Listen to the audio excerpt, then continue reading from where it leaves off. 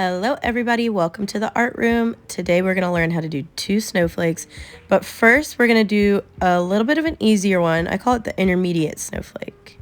You need paper, scissors, a stapler, tape, and a pencil. And the first thing we're going to do is take the edge of our paper and fold it up just a little bit, about an inch, then flip it and fold it the opposite direction. What we're doing is kind of creating a paper fan. So fold and flip, fold and flip, fold and flip all the way until you get to the end. Now I had a tiny little piece left over. It wasn't the same size as the rest of my folds, so I went ahead and cut that one off just to keep everything even. And you got a nice little fan there. We're going to turn that into a snowflake. After you fold it in the fan, just fold it in half so you can figure out where the halfway line is. And now we want to put a staple on that line. But you want the staple to be perpendicular with your creation.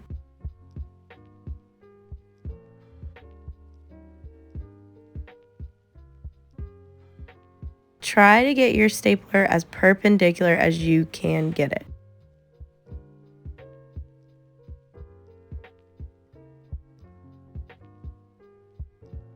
Then I'm going to cut a design on each side of my snowflake. So I did 2 little half circles cut out of each side, and then I want to make the ends pointy. Now I need to get that design exactly on the other side of my snowflake. So I'm going to fold the snowflake over and then trace what I cut out on the other side. And that way I know which lines to cut on. You see, I just go back and cut those exact lines out. If you don't cut each side of your snowflake the exact same, then your snowflake will just be a wonky snowflake. It's still cool, just a little wonky. Now we're going to open up each side of our snowflake fan and then tape them together. Take your time, you might have to fold it and maneuver your snowflake a little bit, but with a little bit of patience, I know you can do it. You only need 1 piece of tape on each side.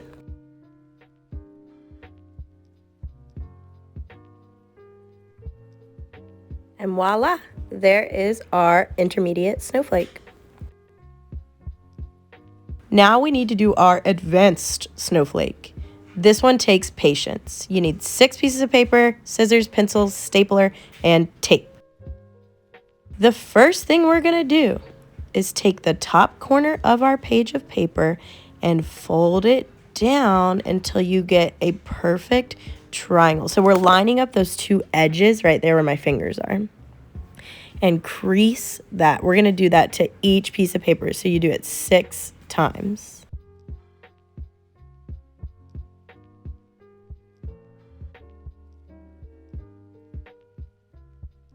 Then what we need to do is cut off that extra part that's hanging off of our fold. So I drew a pencil line there just so you can see on the first one, but you're just going to take your scissors and cut off that extra part that's hanging off. You guessed it, do it 6 times.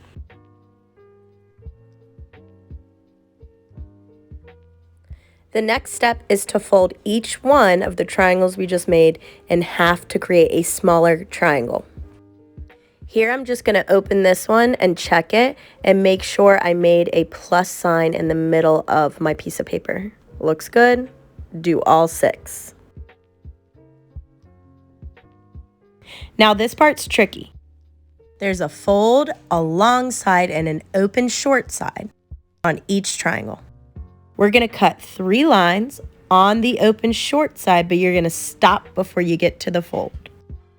Just to help you guys out, I'm going to draw them in pencil on each one of my triangles to make sure you get them right. So again, they go almost to the fold and right off the short open side.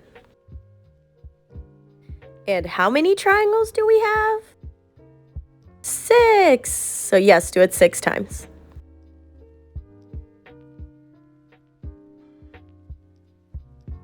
Then we're gonna cut on each one of those lines.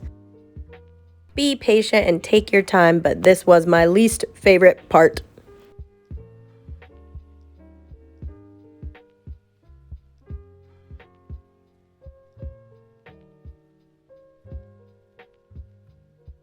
Whew. Now's the fun part.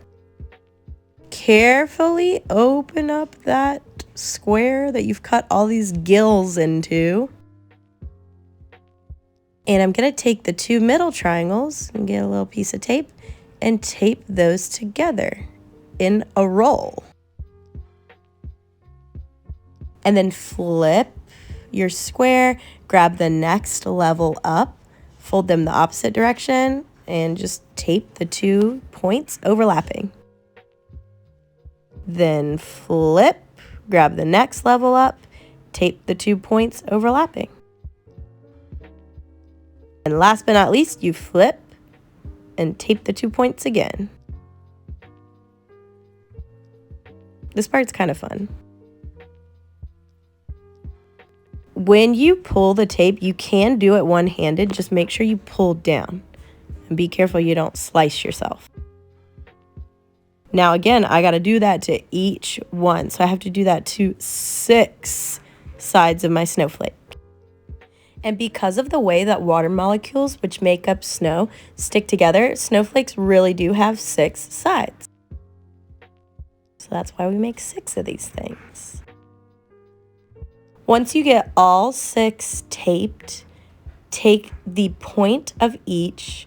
I'm going to hold them all together in one hand and then just carefully staple all 6 together.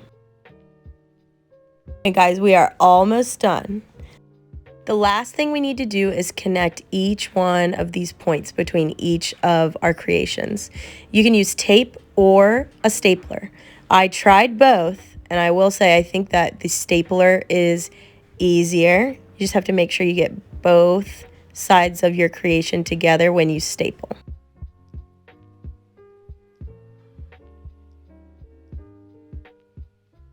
And there you go. If you did this, then you are extremely patient, and I am very proud of you. Nice work.